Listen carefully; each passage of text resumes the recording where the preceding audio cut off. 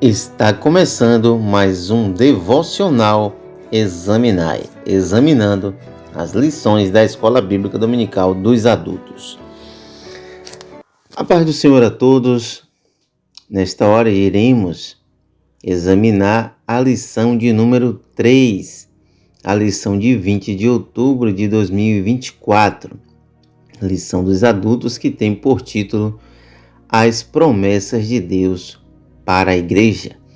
Nesse trimestre nós estamos estudando a lição bíblica da Escola Dominical, onde irá falar sobre as promessas de Deus. O textuário, como você pode observar, diz da seguinte maneira: pois também eu te digo que tu és Pedro, e sobre esta pedra edificarei a minha igreja, e as portas do inferno não prevalecerão contra ela. O textuário aqui já mostra para nós um momento onde Jesus Cristo ele pergunta para os seus discípulos: quem dizem os homens que eu sou? E aos discípulos ali, eles se expressam dizendo que as pessoas diziam que Jesus era João Batista, Jeremias, Elias. Mas Jesus interpela os seus discípulos perguntando: e vocês? Quem dizem os homens que eu sou? Aí Pedro, usado pelo Espírito Santo, diz: tu és o Cristo, o Filho do Deus vivo. Jesus disse: não foi a carne e o sangue que vos revelou, Pedro, mas o meu Pai que está nos céus. Aí Jesus, ele libera esta palavra, dizendo: pois também eu digo que tu és Pedro, e sobre esta pedra edificarei a minha igreja. Aqui Jesus não está dando a chave da igreja a Pedro. Aqui Jesus não está edificando a igreja através de Pedro, mas Jesus está dizendo: Pedro, por aquilo que você falou, por revelação do Pai, por causa desta palavra que foi revelada a ti, eu edificarei a minha igreja. E ele dizia: as portas do inferno não prevalecerão contra ela. É bem verdade que o inferno nunca prevalecerá contra a igreja. Ele pode até vir contra ela, mas ele não prevalecerá contra ela jamais. Mas devemos analisar por que Cristo falou: e as portas do inferno não prevalecerão contra ela. Aqui existe uma profundidade muito grande que não iremos tratar nesse momento, mas Jesus está falando ali das almas que estavam em prisão, quando a Bíblia diz lá no livro de Pedro que ele desceu das regiões mais baixas e anunciou lá que ele era o Messias que haveria de vir, e ele tirou aquele pessoal lá, aquelas almas que estavam no seio de Abraão, e ele transportou para o paraíso, para a Nova Jerusalém, que está nos céus. Então Cristo está se referindo a isso, que as portas do inferno não prevalecerão contra ela, a igreja do Antigo Testamento, por assim dizer. É por isso que Cristo está dizendo isso, porque as portas do inferno Satanás tinha o poder. Ele tinha a chave na mão que prendia aquelas almas e ninguém podia sair de lá a não ser por ressurreição. Então por isso Jesus fala essa palavra em Mateus capítulo 16, versículo 18. A verdade prática diz: as promessas de Deus para a igreja são gloriosas.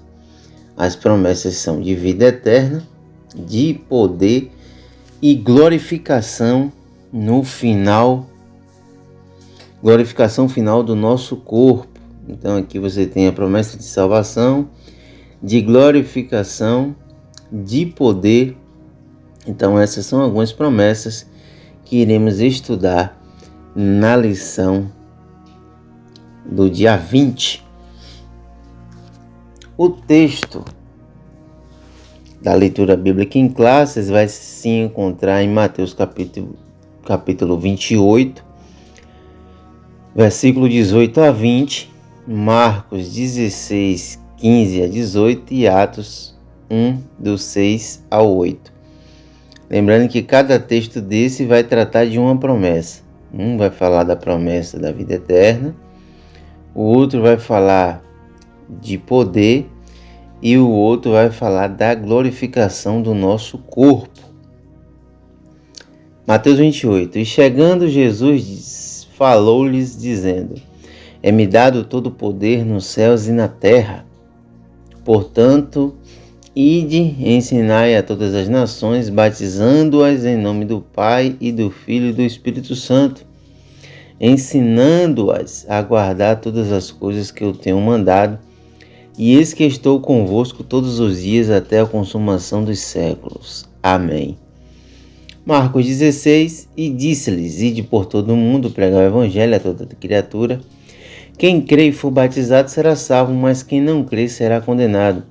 E estes sinais seguirão aos que crerem. Em meu nome expulsarão os demônios, falarão novas línguas, pegarão nas serpentes, e se beberem alguma coisa mortífera, não lhes fará dano algum.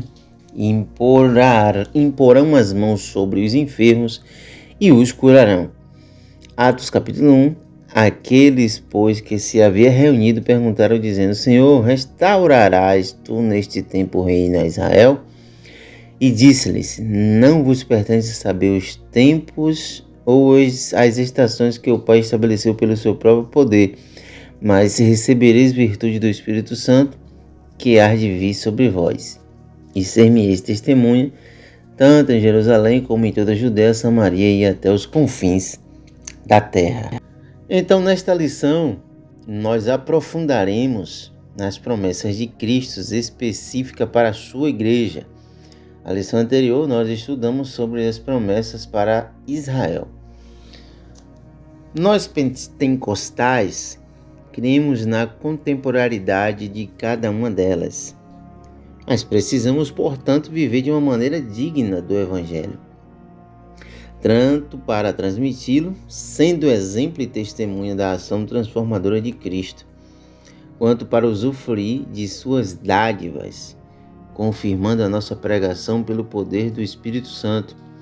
Sabemos que, com o passar dos anos, ao longo da caminhada cristã, muitos tendem a deixar o fervor da busca espiritual e esvanecer. Conclame e desafie e motive sua classe, que você vai lecionar, a retornar à intensidade com que buscavam o Senhor e dedicava ao evangelismo, quando no auge de seu primeiro amor e as primeiras obras vocês realizavam. Então as promessas vêm para renovar o nosso compromisso, a nossa aliança para com Deus. Então que você possa, nesta lição, poder desfrutar das promessas de Deus. A Igreja de Cristo, ela é portadora de promessas gloriosas de Deus, pois ela foi idealizada pelo Pai, edificada por Cristo e guiada pelo Espírito Santo. Você vê que tem uma tríade aí, né? É a comunidade dos salvos em Cristo Jesus para adorá-lo, servi-lo, ser a agência propagadora do Evangelho de Jesus.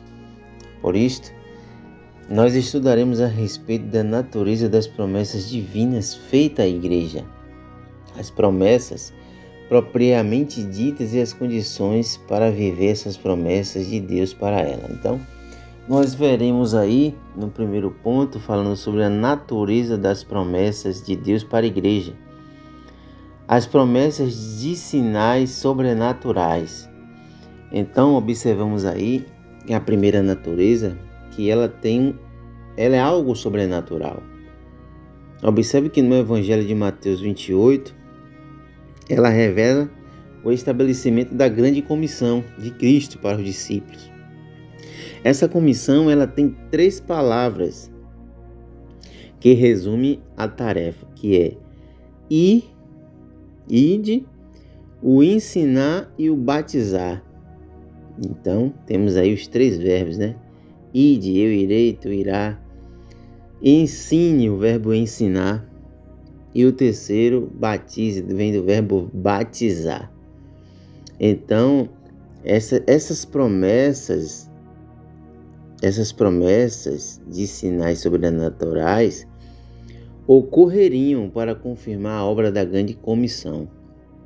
Então, dessa forma, como Igreja de Cristo, ao proclamar a mensagem de arrependimento e salvação, devemos esperar milagres em nome de Jesus, que isso aconteça como realidade de que o reino de Deus está agindo no mundo. Portanto, estamos diante de uma promessa de confirmação da obra da evangelização. Ou seja, quando Jesus falou para os discípulos para eles ir ensinar, batizar, quando Jesus assim levantou essa comissão dando essa ordem de proclamar a mensagem do reino, ele estava dizendo que algo aconteceria, coisas sobrenaturais aconteceriam, confirmando essa comissão, essa obra que ele ordenou para que assim os discípulos ou a igreja assim realizasse. Então, hoje, o que estamos precisando é de sinais,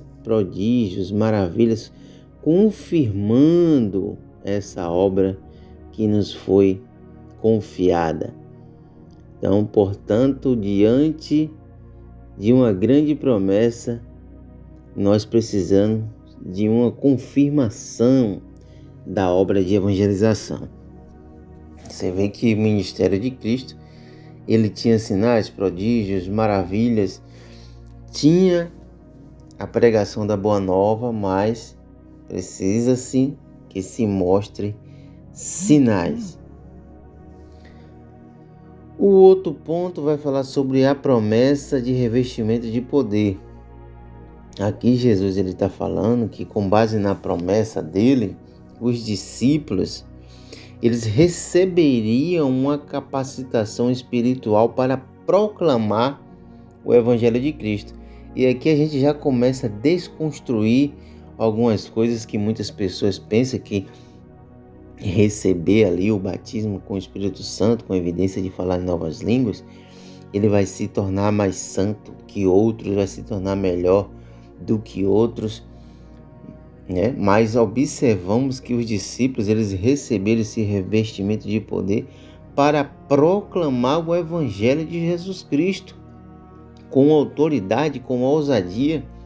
E essa promessa do batismo com o Espírito Santo veio para capacitar o crente na transmissão das boas novas. Além de poder proclamar, a capacitação do Espírito também nos forja como testemunha de Cristo. Em nossa família, no bairro, nas nações. Portanto, que nós estejamos diante de uma promessa de capacitação espiritual para a evangelização. Precisa-se, nesses últimos dias, sermos capacitados, revestidos, para assim pregarmos o Evangelho de Jesus Cristo. Você observa, muitas das vezes, como nós estamos tão longe do que se é necessário para se realizar. Precisamos da capacitação de Deus, do Espírito Santo, para realizar a obra de Deus. Passando para o subtópico do primeiro ponto, o terceiro, que diz as promessas espirituais para uma instituição espiritual. Então, observe que ao longo das Escrituras nós percebemos que a igreja foi forjada espiritualmente em Cristo. Por isso, a natureza das promessas para a igreja é primeiramente espiritual, não é algo carnal ou humano. Note que Jesus se refere à igreja em Mateus, que ele diz que ele edificaria a igreja dele. Ele disse: edificarei a minha igreja. Se você observar no termo original, a palavra grega para igreja aqui é eklésia, que é um termo que remonta à reunião de pessoas chamadas do mundo para participarem ativamente do reino de Deus. Então, isso é possível pela obra poderosa de nosso Senhor e Salvador Jesus Cristo. Não é obra de homem, mas é obra do próprio Deus, do próprio Cristo. Por isso a igreja é denominada no Novo Testamento como o corpo de Cristo. Observe lá em Colossenses capítulo 1, versículo 24.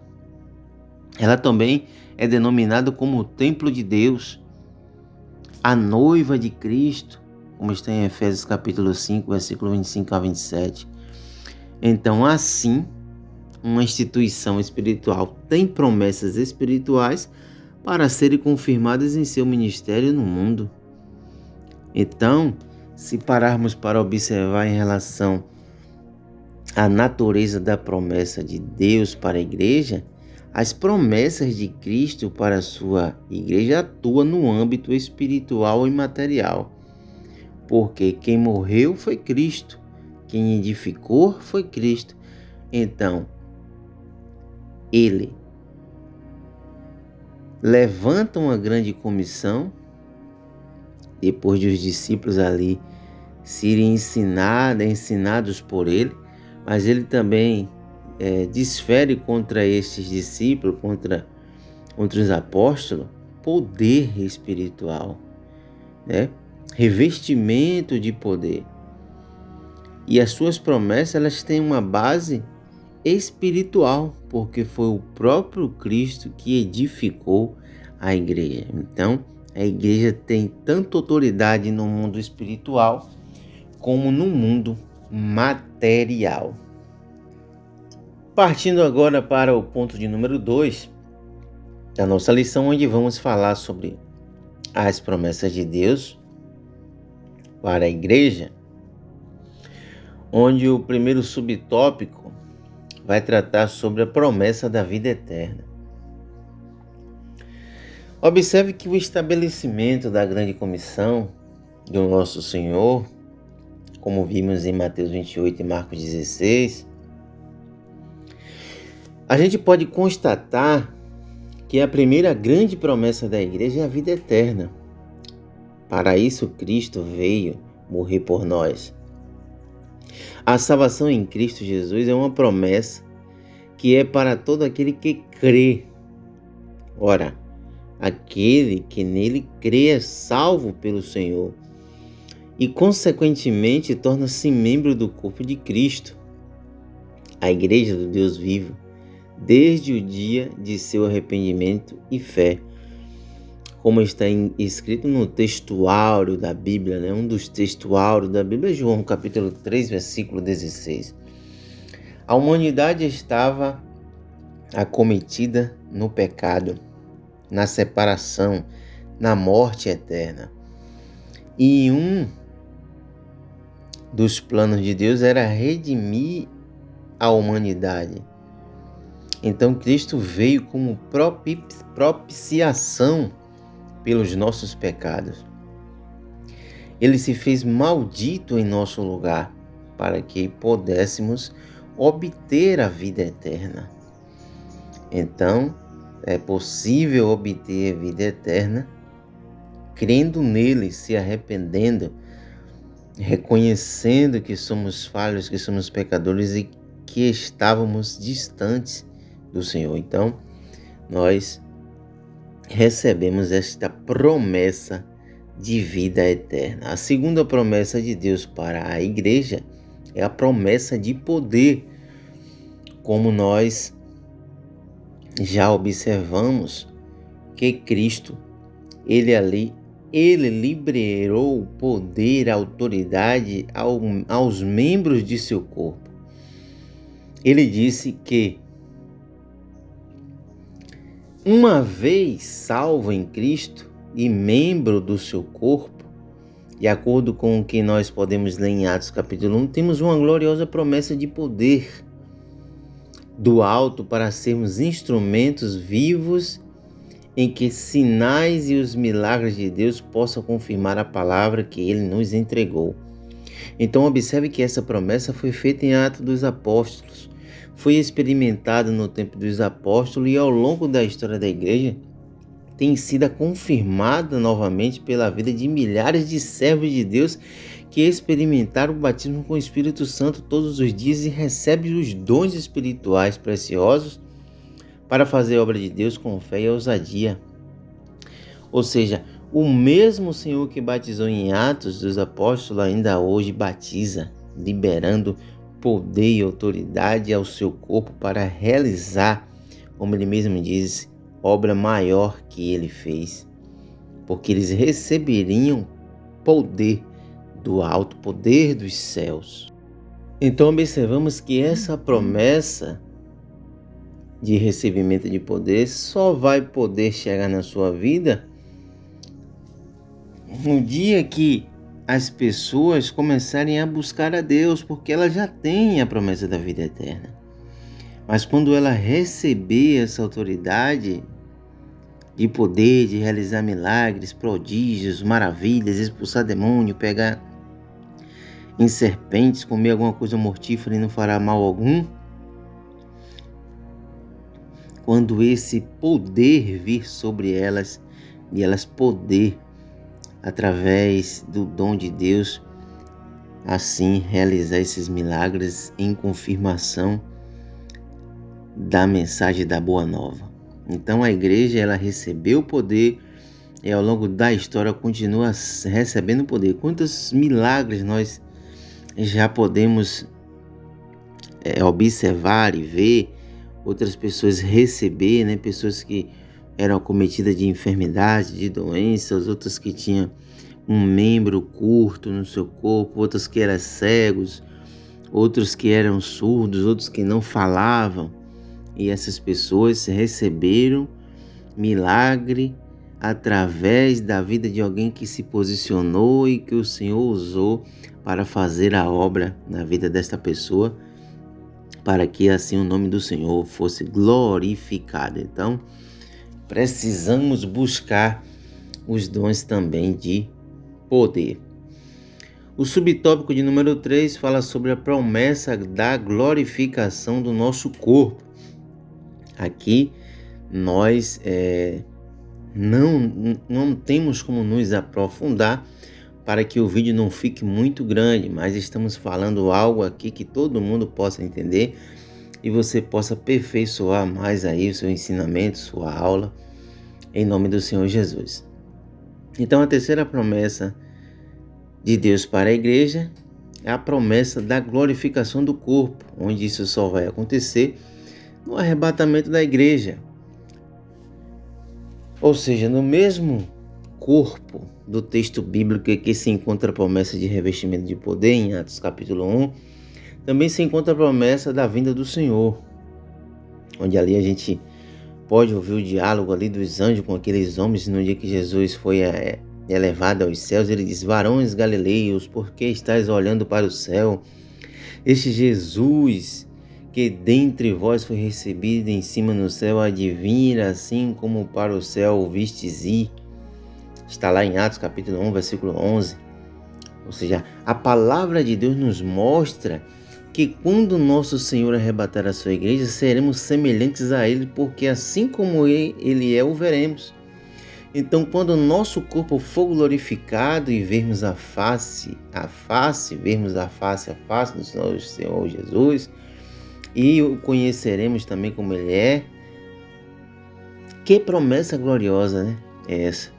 Então observe, nós os que estivermos vivos quando Jesus vir para arrebatar a sua igreja, que os mortos em Cristo ressuscitarem primeiro e nós os que estivermos vivos, receberemos a glorificação do nosso corpo. Observe lá que o texto não está falando que o arrebatamento é num piscar de olho, mas a transformação, a glorificação do corpo, que é no abrir e no fechar de olhos. Então essa é uma promessa gloriosa. Então a igreja recebe a promessa de vida eterna, ela recebe a promessa de poder para pregar o evangelho, mas ela também recebe a promessa da glorificação do corpo. Mas se a pessoa morreu com Cristo, ela vai ressuscitar. e quando ela ressuscitar, vai ressuscitar com um corpo glorificado. Então é uma promessa grande que nos traz esperança de cada dia estar lutando em prol da obra de Deus, do reino de Deus, de fazer a sua vontade. Ainda que esse corpo tombe sobre essa terra, mas o nosso DNA, que permanece por bilhões e milhões de anos na terra, no dia que o Senhor der a ordem, aonde tiver uma partícula do nosso DNA, nós ressuscitaremos, teremos nossos corpos transformados, glorificados. Quem estiver vivo ter a transformação e a glorificação do corpo. Quem for ressuscitar já vai ressuscitar com o corpo glorificado. E assim estaremos para sempre com o Senhor. Como Ele é, o veremos, o conheceremos e estaremos para sempre juntamente com o Senhor. Então, veja que é uma promessa gloriosa, a promessa da glorificação do nosso corpo. Então, em resumo, em Cristo, cada crente recebe a promessa de vida eterna, de revestimento, de poder pelo batismo no Espírito Santo e de um corpo glorificado na volta de nosso Senhor Jesus Cristo. Vale a pena servir a esse Deus, né? Pelas suas promessas, por tudo que Ele é e por tudo que Ele fez por cada um de nós. Passamos aí agora para o ponto de número 3, que vai falar sobre as condições para viver a promessa de Deus. Aí você pergunta, como é que eu posso fazer? O que eu devo fazer para viver as promessas de Deus? Então nós temos 3 subtópicos aí. É preciso crer, é preciso ser fiel e é preciso obter a obediência para com Deus. Então, você precisa crer nas promessas. Você precisa desferir fé. Então observe que as escrituras mostram que perseverar na fé em Deus é uma condição indispensável para viver o tempo do cumprimento das suas promessas. Imagine aí, Deus prometeu algo a você e você naquele momento até creu, mas você não perseverou na fé. Então a Bíblia mostra que Abraão, um exemplo do nosso pai na fé, recebeu uma promessa de que seria pai de uma grande nação. Então ele creu em Deus, perseverou na fé. Observamos que no meio do caminho houve algumas saídas do caminho, mas a promessa de Deus ainda estava de pé. Isso lhe foi imputado, quando ele creu e perseverou na fé, foi imputado como justiça, como está escrito em Romanos capítulo 4, versículo 3. Então, nesses últimos dias, precisamos reanimar, irmão, a nossa fé nas promessas de Deus. Muitas pessoas hoje não têm mais fé nas promessas de Jesus. Quantas pessoas mais não creem que Jesus ainda vai voltar? Quantas pessoas não creem que Deus pode realizar um milagre na sua vida, salvar seu marido, sua esposa, seu filho? Então, é tempo de confiar no Senhor e se fortalecer na força do seu poder, como está lá em Efésios capítulo 6, versículo 10. Mas não basta somente crer, é preciso ser fiel. Então observe que uma vez que cremos no Senhor, devemos nos apresentar a Ele de maneira fiel. Os discípulos de Cristo, como exemplo, conforme mostra no livro de Atos, permaneceram fiéis diante do que ouviram diretamente do Senhor. Então, é preciso que você não se importe o tempo que passe, se Deus prometeu algo para você. Não importa o tempo que passe, nós nos apresentaremos a Deus em fidelidade, como fez Jó, mesmo sem saber que era alvo da malignidade do diabo, que tirou-lhe os bens, os filhos, a saúde, mas manteve-se fiel. Como Daniel, que permaneceu fiel ao Senhor na Babilônia. Tomemos as palavras de Jesus para nós, onde ele disse: ser fiel até a morte e dar-te-ei a coroa da vida. como está escrito em Apocalipse capítulo 2, versículo 10. Mas não basta crer, ser fiel, é preciso obedecer a Deus. Obedecendo a Deus é obedecer à condição para que Ele cumpra as suas promessas, porque as promessas são condicionais. Existem as promessas incondicionais, que não dependem de mim, mais do que Deus falou pelo juramento a si próprio. Então, obedecer é a condição para que Deus cumpra as suas promessas na vida de alguém ou de um povo, bem como de sua igreja.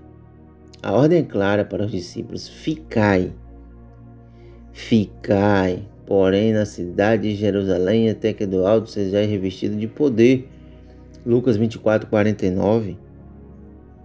Há tanto valor para Deus na obediência que a Bíblia diz que é melhor obedecer do que oferecer sacrifícios. Assim é tempo de estar na presença de Deus em sua santa obediência. Imagine se os discípulos não obedecessem a ordem de Jesus de ficar em Jerusalém.